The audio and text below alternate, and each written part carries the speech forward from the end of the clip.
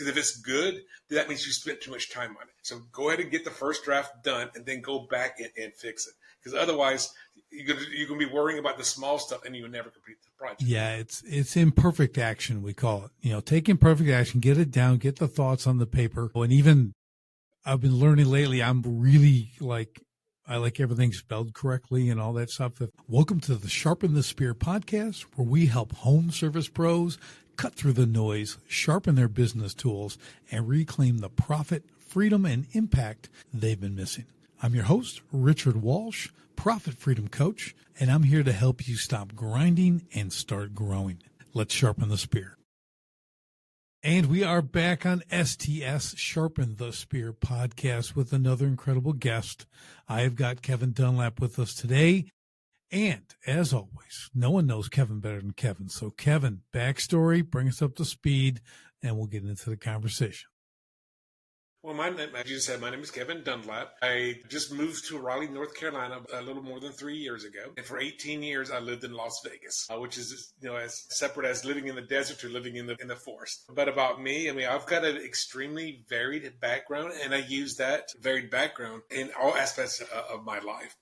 If you want, do you want to know my backstory as far as born and what I've done, or? Yeah, you don't have to go back that far, but we can probably, kind of hit your professional, the professional career. You've done that stuff, if you're in Vegas, it could be anything. Who knows, right? So, just start off kind of as the adult. After graduating high school, I actually ended up joining the United States Navy and ended up being stationed over in Yokosuka, Japan for 2 tours of 2 years. So essentially for me, I got paid to go see the world. And that was one of the greatest decisions I ever made, because I was in the Navy for almost 5 years, and I think it was 14 different countries, even Australia. And after that, I ended up going to college, got my bachelor's in mathematics, almost got my master's in physical meteorology, became a computer programmer for a short while. While doing that, I got downsized. In 99, that's when I ended up going to stud school and then moved to Wilmington, North Carolina, where I was dabbling as a college math teacher. I was a beach bartender. I was investing in real estate, and I was doing stunt work on film and stage. So it's, again, a very varied background. And then I ended up moving to Vegas, and that's when I started my real first business. 99, I had my first network marketing company business, which gave me that entrepreneurial bug. But when I moved to Las Vegas in January 2004, that's when I started a real estate consultation business where I was connecting owners with a lease option or rent-to-own a tenant buyer. Now, I was not a licensed real estate agent, and I did that for 8 years. So, it was a very specific niche of doing that. I started shooting videos of myself, of my houses back in 2009, way before it was mainstream. And then got my realtor's license and ended up writing 4 books, had 2 podcasts, and just putting it all together. Oh, that's awesome. Yeah. So I like the story, Kevin, because it's a little less today than it used to be back in the day, but everyone was very kind of in a box. There was the one career, it was do the same thing and kind of go through everything and climb the ladder and whatever that picture was. I don't know, because I never did it. Okay. But I know that I know that people are, a lot of people are accustomed to that. Now on the entrepreneurial side, we get, whether it's multiple businesses or the ability to pivot, be flexible, create and drive, right, and bring other kind of spokes on the hub in our business and bring it in. That seems like what you did, even from the time in the Navy. I was in the Marine Corps myself, and that experience is a really great launching point, because I have good friends who are, in the Navy now and were former Marines, everything else, right? So we get the whole picture. Both my brothers were in the military, Army, and Air Force.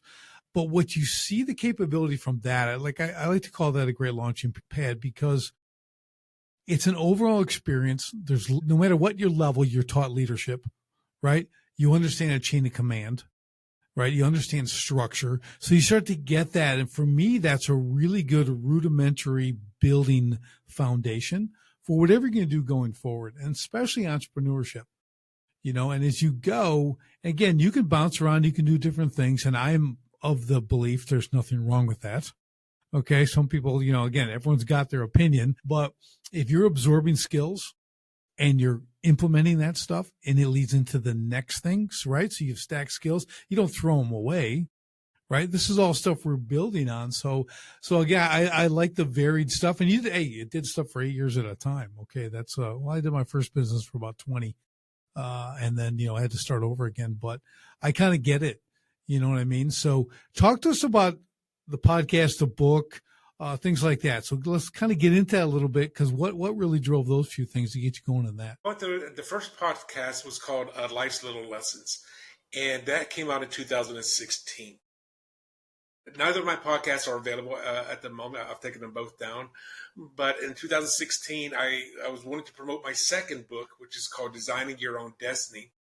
And that was a book and workbook. And I started doing just me talking to the camera, me talking to the microphone. And it was just different little subchapters in that book. So the podcast was to promote the book. And then after a while, I realized just how inconsistent I was. It's like, okay, I'll record 3 episodes, and then, release them on a weekly basis. Then 2 months, I record another episode. That was completely inconsistent. If you're going to do a podcast, consistency is very important. Amen. And we even have a YouTube channel. And then I gave it up. And then I had a break. I was out in Vegas. I was out in an area known as Red Rock Canyon, which is on the western side of Vegas. Is out in the desert, and I had an epiphany. Like, I love that name of that show, Life's Little Lessons. I call it L Cubed.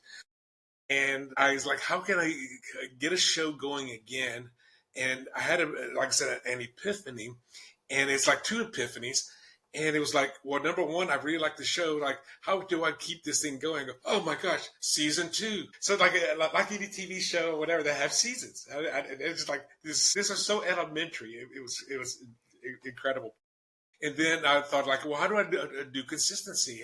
Oh my gosh, I could do interviews. I don't have to come up with the content. The guest brings up the content. I just got to go find the guest. So it's 2 very generic, very basic ideas that hit me. And that podcast, I think I ended up recording 62 episodes and released 59 of them over the course of about a little more than a year.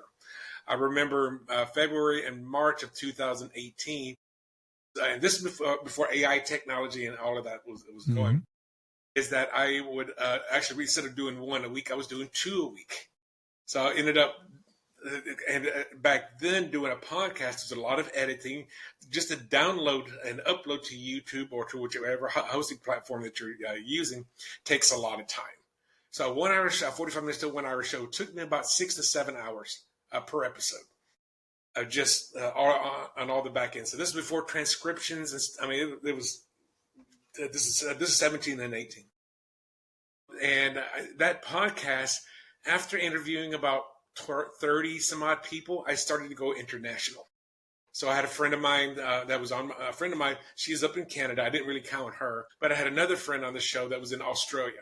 She was in Sydney. And then I met a woman in South America that took me to the UK, that took me to Spain, that took me to, heaven forbid, a guy from Moscow was on the show. And I love the fact that it was an international show. My second podcast came out, was called Business Amplified. And that was kind of like the first one. There's all talking to entrepreneurs about business. But I wanted to go international immediately because I love the fact of having people from other cultures, other backgrounds on the show. That one lasted about a year as well. That was 2020, I think. It was 2021. It was after COVID. And I started that here in Raleigh. Actually, if I did it in Raleigh, it was in 2022. That was all about learning information from other entrepreneurs and how were they successful, what were their challenges, how did they overcome their challenges. Now, I have written technically 5 books now. The 5th one has not been published at the time of this recording. By the time you probably listen to it, it probably will be published. And my first book was on lease option real estate. And this, for those of you who are experts in your field, one of the things I learned about that was write a book on your topic, whatever you're coaching on, whatever services that you provide. I wanted to write a book on lease option real estate. It's called Lease Options Made Easy. And the thing was, when I had that book, and there was another guy that his name was Jim, that was basically my competitor in Vegas, and we ended up working together as collaborators. So you're not my competitor, Jim. I'm not your competitor because I have different houses. You have different houses. Won't you let me market your houses and we'll just split the commission 50-50 right down the middle. So my inventory doubled. The investors had now two people marketing their homes. And for my clients coming to me, they have more choices to choose from. Instead of, do you want to go with Jim or do you want to go with Kevin? Right. It doesn't matter. Oh, that's great. And the reason I wrote the book was because, and I've talked about this a few times on stage, is that the word authority is derived from the word author. And if you write a book and we talk about that it has good content in it, then that makes you the authority on that subject. Plus, a book is also, as from a book I've read before, is a glorified business card. That's so right. if you keep it to two people and to do the exact same thing, and one is an author, the other one is not, most likely you're going to trust that author before the other person. Right. Yeah. I am a best-selling author myself, got a couple books out, and that was exactly it. I wrote my first book, Escape the Owner Prison. I built an academy around it so I could drive the authority and become a coach. I started coaching businesses. I was mentoring them beforehand. So I did kind of the same progress. So my story woven with a lot of fundamentals in business, what I was seeing out there, repeating all the patterns. So yeah, it's a really great tool to launch you. And you're right. Instead of a business card, you hand them a book. It's a little more, it usually doesn't go through the wash, right? Like a business card goes in their pocket and they forget it's there and they wash their clothes. Now they got a crumpled up thing they can't even read anyway. So business cards are they're good. They have a place, less of a place now than they ever have. Because I also believe on that, just a quick hack for everyone. You got to be doing the electronic business card. You can't be getting paper. You got to get their number. Everyone's got a phone with them, never leaves them. Exchange contacts right there. Put in your contact in your phone. Beautiful. Now you can call them. You don't have to, it's just the simplest thing to do. And it really is an easy, fast way to get their contact. They can do follow-ups and everything else. So yeah, the authority building, Kevin, with the book stuff is really powerful. And today, yes, you can utilize AI. You can write stuff. I will tell you this though. I can smell an AI book a mile away right now. AI is really good. It's getting better. And I believe even from a copyright and trademark standpoint, it has to be 51% written by the person. And then the other 49 can be AI. Now they have ways to detect that. I think they use AI to detect AI. I believe to know. So however that works, they can do it. But I know is currently that's the law as far as copywriting and trademarking. Doesn't mean you have to have a copyright or trademark to write a book, right? So if you do it in AI, and I didn't mean this to become a book writing seminar, but if you do it via AI, you can go in and add your own touches and clean it up a little bit, and put your own, and there's also editors now that'll do that for you. They can actually, and I'm sure they're using AI to dive deeper into who you are to create it to sound more like you. So there's a lot of great techniques using these tools to really make it sound like you, but everyone's not a writer. What do they say? 82% of all people want to write a book.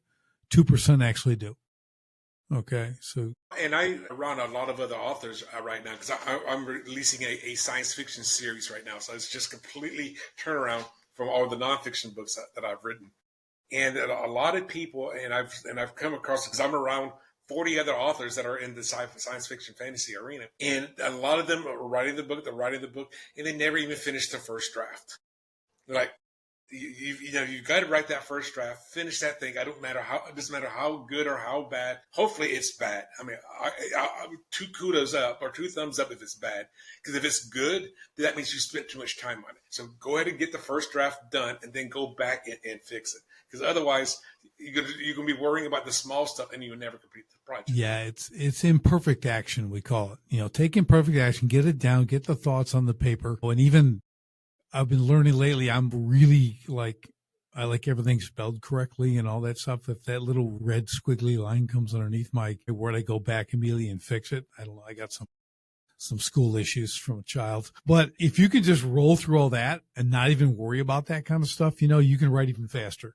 Like, it's okay. Words are going to be spelt wrong. You'll still know what you meant, right? Get the ideas down on the paper, on the screen, however you want to call it, and just keep going and just knock out those chapters and everything else.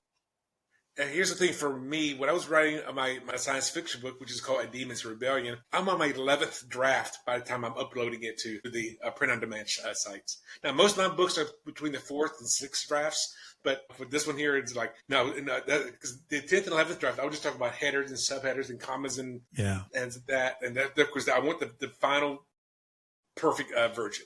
Yeah, because I think also, a lot of people are into, Kindle. I have mine's available there, audio versions. I've got, the print version. And I don't know, I have no data on this at all, but the print version to me is where it's at. I get audio version, I get Kindle, the electronic, but there's something for people who really enjoy reading. Nothing replaces the physical book.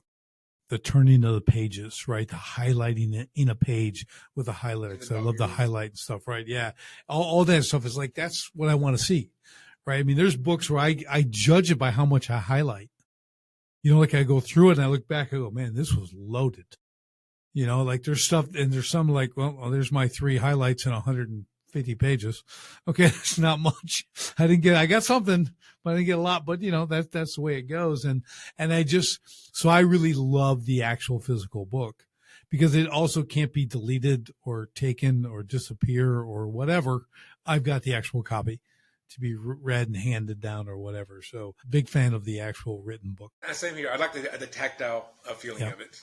Yeah. Now, my books are ebooks. Like I said, my science fiction book is my first time I've done hardcover. So I have softcover, hardcover, and ebook versions. Now, all my nonfiction books, they're only paperback and ebooks. I don't have an audio file.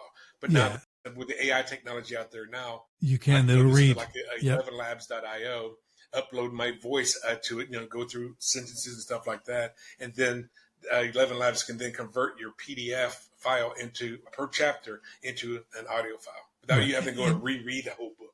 Yeah. And you know what? Here's the real business takeaway for this. You should do all of it. Okay. Like I like the physical book, but you want as many people, because if the people are into audiobooks, that's the only way they read. Okay. So they listen. Okay. My kids, we traveled a lot across the country, trips and all this stuff. They grew up hearing the audio portion of books, but we hit a lot of books, right? They're all good readers and everything else because that's a great way to travel. When I have the music on, we've got books and stories and they're listening to those and they remember all those things. So there's power in each platform, just like your ebooks, and other content. So it's important that people understand who, you have to make it available to as many people as possible to increase your own ability to either, I'll say, create sales, but really, if we're honest about when we talk about authority and writing books, it's to drive traffic, right? It's to create authority. We're not going to get rich selling books. Okay. We're really going to, if we attach it to courses and coaching and whatever that might be, the next step, that's where you make your money. That's how you monetize from a book. Because a lot of people, Kevin, I really think you're going to make a gazillion dollars because you wrote a book, even a bestseller. I hate to be the bearer of bad news. It's just, that is a rarity. Okay. You got to be like New York Times bestseller, whatever, this will be year long. I don't know what, but it's way beyond most people's attainment. Well, I read a book back in 2000. I don't know if it was 2014 or 15. It's kind of what got me wanting to write my Lease Option Made Easy book. And it was 2 authors as well as publishers got together and wrote a book. It's called Book the Business. And it says, I think it's called Book the Business. It's the title. The subtitle is How to Make a Big Money Without Selling a Single Copy. Because it's like when you write that book, because you have to have this in your mind. Are you writing that book so you can sell it and make money off of it? Or do you want to write that book because of what it can do for you? What stages does it get you on? Which podcast is it getting you in? If it's a really good book, maybe you're going to be on Good Morning America or some other thing like that. And it's not about making money from the sales of the book. It's making money from what the book can do For an example, if I wanted to speak on a Richard's stage and I send him a copy of my Designing Your Own Destiny and say, hey, Richard, read chapter 6 and 7. This is something I think your audience would love to hear for this 1 hour event or this weekend event. I can get a stage up there. So therefore I give you a copy. I give everybody that attends a copy. But the things I'm making $1,000 from what I'm selling from the stage. Right. Or it's a bonus. It's exactly what it is. You really need to understand the purpose of that, because that is what it's for. It's to drive that authority, to get them in the program. And writing is great. I mean, there's nothing wrong with it at all, right? And people, I think once they understand that and they use it as a vehicle, a book is just a vehicle, right, to help you go somewhere. And you're right. I've been on stage because of it. You can hand it out. You can do all that stuff. It's an authority builder, like you said. And it's not overly difficult, right? But people have to understand, like you said, you have to be very purposeful in what you're writing. You know, I was very specific, even down to my niche, to who I'm writing for, right? So my subtitle, you know, it's Escape the Owner Prison, the contractor's new way to scale, regain control, and fast track growth while loving life. I didn't say the business owners, way too wide of a net, right? No one's going to read that. But I go contractor because that's what I'm talking about. That's what I've been and everything else. Now I can niche and create my coaching around contractors, blue collar business, that type of stuff, and continue from there, right?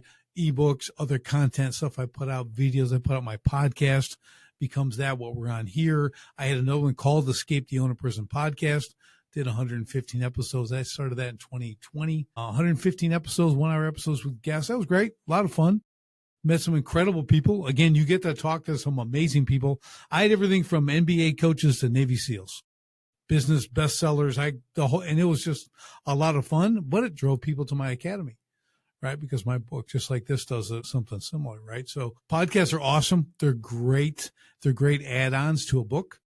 You know, if you can develop that podcast to go with it, again, you're stacking your authority now, right? And that's what it's about. How can you continue to stack that authority? You know, and sometimes it's multiple books. That's good. I had a woman on not too long ago. In her bio, she's like, she had done 15, she's written 15 books and all kinds of, so amazing. It was she's an incredible guest. And she said, well, actually I'm at 20 books now. I'm like, dang. She likes, you know, that's like more. I'm like, well, I'm at on my third. Okay. She's done 20, you know, so and that's cool, right? She's doing all this stuff. She speaks and she's on 3-week speaking tours in Europe and she's doing stuff all over the place, right? But it's all part of stacking the authority.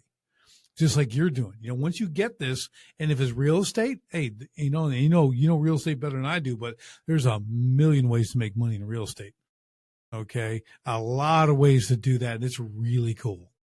I mean, there's really there's a lot of opportunity there. And when you become an expert, whether it's one field, 2 or 3, and you're building these books and podcasts, there's a lot of power to that, right? You start to build recognition. You start to become an authority. Again, the big takeaway, what I want people to have, because a lot of people in business, like, I want to do a podcast.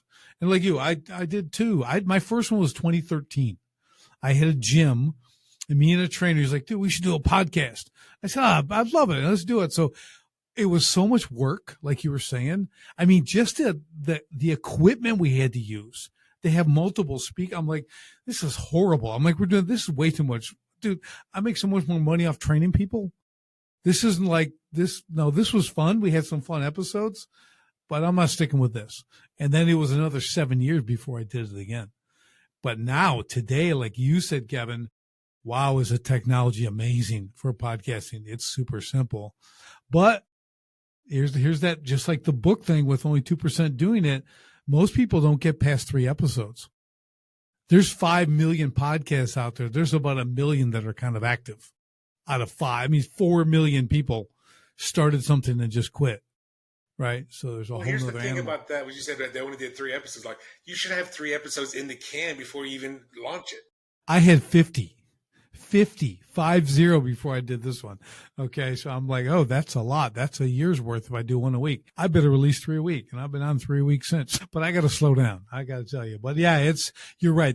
But again, I appreciate the you know. Ignorance on fire, let's jump in, let's do this. But there has to be some method to your madness, you know, but they didn't have a real goal. They just thought they want to hear themselves talk. and think that everybody else does too. And they didn't really have a plan or any direction. So it's hard for people to follow along. I had to learn that too. Like, you really got to have some path to follow, and like anything on the internet, it loves consistency.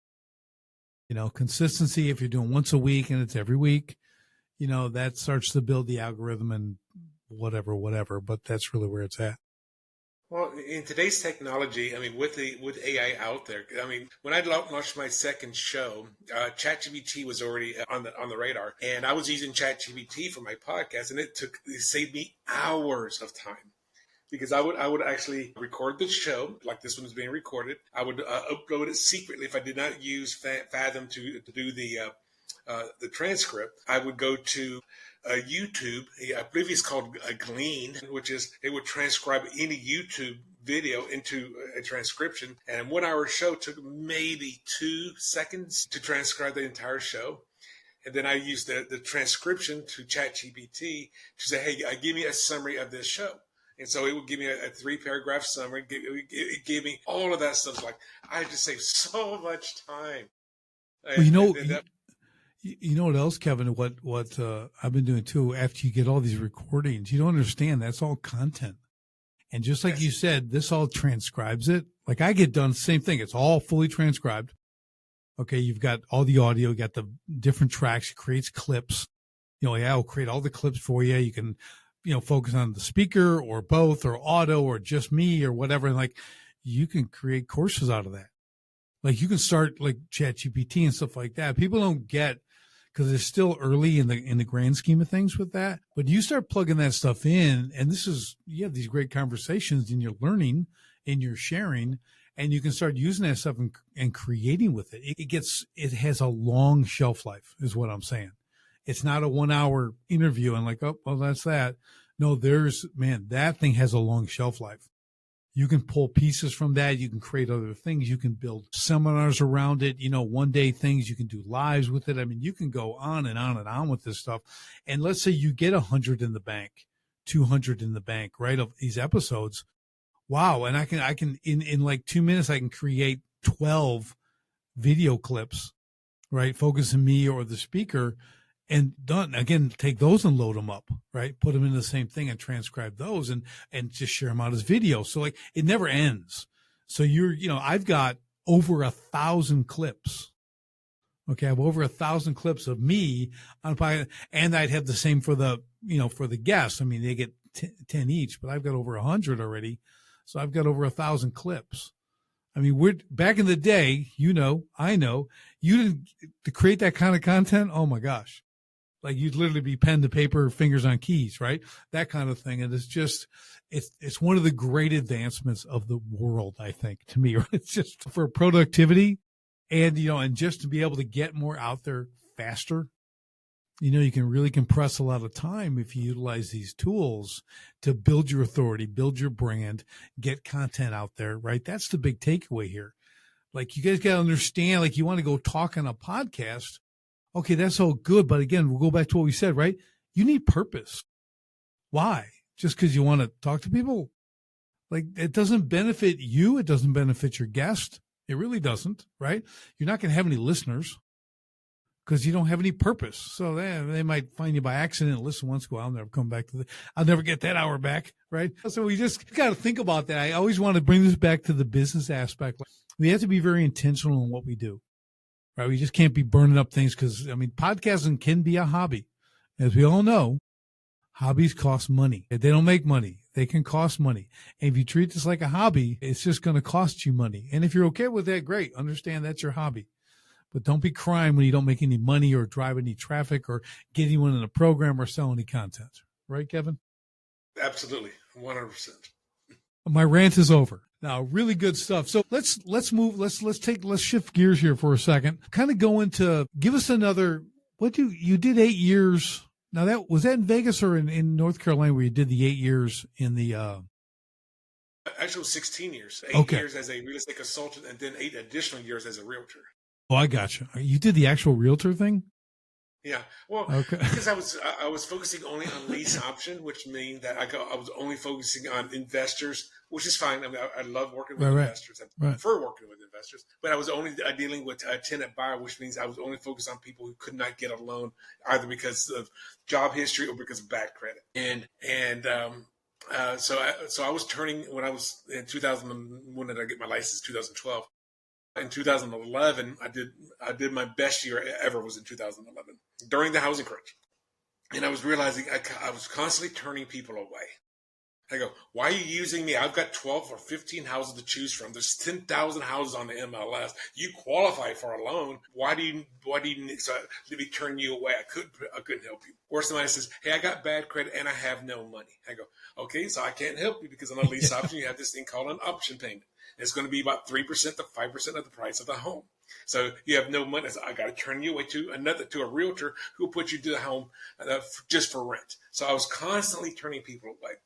And then I started realizing, what do I go and get my license? That way I don't have to turn those people away.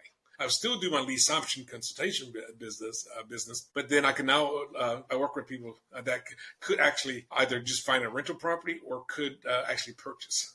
And one of my best investor people that I worked with this guy named Edwin, and I made so much money because of him. He came to me with a problem. He was recently married and recently divorced, and his wife declared bankruptcy, so he was part of that bankruptcy. So I couldn't. I put him into a $300,000 house in North Las Vegas.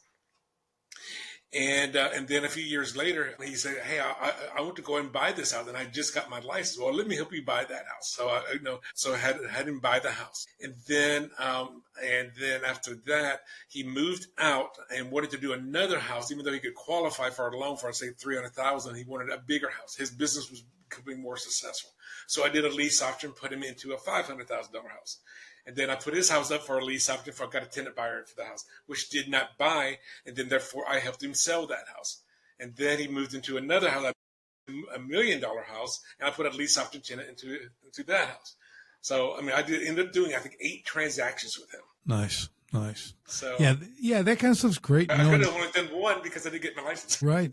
And here's another important takeaway. Sometimes you get into something, that doesn't require that heavy get a license, get this, but you're able to make money and do that. But a natural progression is, well, that's like another spoke on the hub, right? You got a wheel, you're the hub, and you're bringing these spokes that tie into the same type of business, but now you can offer it to more people because you've been able to grow, stabilize initially, and now you get to expand by getting that realtor license or whatever it might look like. And that's pretty common in a lot of businesses.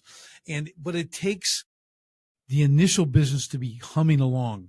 Right. A lot of people, Kevin, I see jump a little too soon at the old shiny object syndrome. They're jumping for the next thing because it looks attractive, even though they really haven't mastered or dialed in that original, the main thing. They haven't kept that the main thing. So they get really distracted a lot of times. And what happens is it brings everything down. And they do mediocre on all levels, and they never reach real success, because they haven't taken the time to establish very well systems, processes, basically create a self-running business that you then can move on to the next level and start to bring this stuff in. Because when you do that you can build on. But if you're jumping back and forth, opening the doors to everything, right, trying to run it, being the only guy they can deal with, right, that gets very stressful. And over time, it becomes kind of unsustainable. And they end up kind of, shifting. Well, and I learned that early on as well, because for example, if you're a massage therapist, and this is one I like to use, you can only give so many massages per week. Right. And you're going to hit that glass ceiling.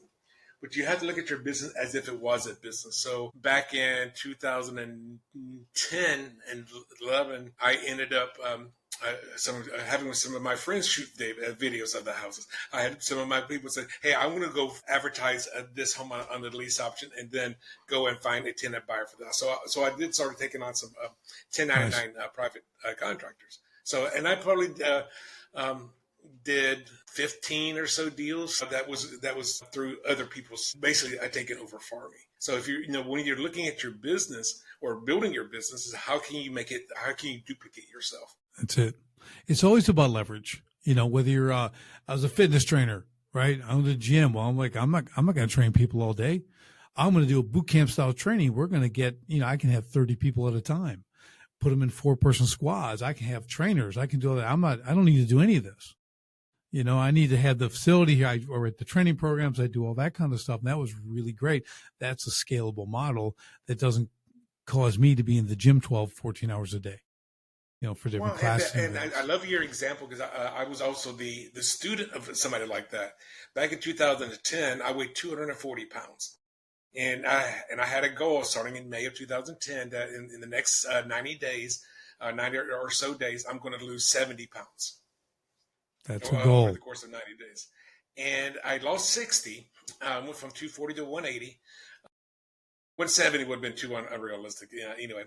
But I went from 240 to 180, but I did it all because of this program called P90X. Right. So there's Tony Horton. He goes up there, he creates a video series, and becomes one of the most successful ones at that time. Yep. But the thing is, he just duplicated himself, and now he just goes out and market the That's it. Business. That's it. He's got other trainers working, but it's videos, and they can do the whole thing. You go back to Tybo. Remember Tybo? Remember that nonsense? I never did it, okay, but good. You can keep your man card. No, I'm just kidding. But I never did either. But you know what I mean. But it's leverage, right? That's kind of we're always looking for that in business. Doesn't matter what level you're at, what you actually do. Leverage is key, right? How do we leverage our inner genius? How do we take that out? We talked about podcasting and book writing. We talk about real estate, lease ops, all these different things. And if you kind of catch the theme here, and this is why this is important, doing these different things, is we learn how to leverage ourselves in these different areas, right? And if you can do that, if that's your mindset going in, just not being a one and done, kind of I'll just do everything for a while, then I'll jump to the next thing. How do you build something that you can leverage? You can duplicate. That's kind of the goal. And that truly is entrepreneurship. I mean, I guess the real definition is you buy and sell businesses, right? So you'll find a business, you might buy it, you might take it over because someone completely fails. You turn it around, 1.5 2 years, sell for a profit, go on to the next one, right? Or you can do the same thing, like I like to say, is you have one, you get it self-running, then you buy another and you get that one going. Now you have 2, then you have 3, then you have 4, right? And they're all self-running. You're not killing yourself, but you're able to have that mindset when you're going into it, just like a podcast. What's the actual purpose of getting this business? Is it to chain me to it? Is to me, because we're our own jailer, as I like to say in Escape the Owner Prison. We're our own jailer. Most entrepreneurs, you can complain about your 80 hours a week, but you did that. Okay. You put yourself in there. You walked in the cell, you shut the door, you turned the key, and then you tossed it on the floor outside the cell. Okay. You're trapped. You did that. Okay, because you didn't go in with the right mindset. Where am I actually going with this? What do I want this to look like? And who can help me? That's the key. Who can help me do this faster, more correctly, get the profit I actually want, then move on to the next thing. That's the biggie. Well, the thing is, and you don't have to be hands-on on all aspects. I mean, one of my favorite books that I ever listened to, I never read it. It was a book called Losing My Virginity. And it was one of the best business books that I would recommend out there. And what it is, it's about the Virgin Empire and Sir Richard Branson. So how Virgin Records and such. And then his second book was, I forget the name of it. But anyway, the Virgin Empire, I think he had over 100 or maybe even 120 different companies that are operating for Virgin Airlines, Virgin Records, Virgin Cola, Virgin Wedding Gown. So he's not dabbling his hands on every single aspect. But the thing is, he's the one that's still the owner of those businesses. The first thing to do is how do you start delegating your stuff to other people? That's right. Yeah, it's there's a lot of mindset involved in all this stuff we can't really get into on the show here today, but it's really that ability to go that you trust other people, you build things that are duplicatable and you can hold them accountable and then do all that kind of stuff. Because again, like you take Richard Branson, like people kind of know him now, but you don't have all those companies. No one knew him. I know people who are some of the wealthiest in the country and you don't even know who they are. I mean, because that's not their thing.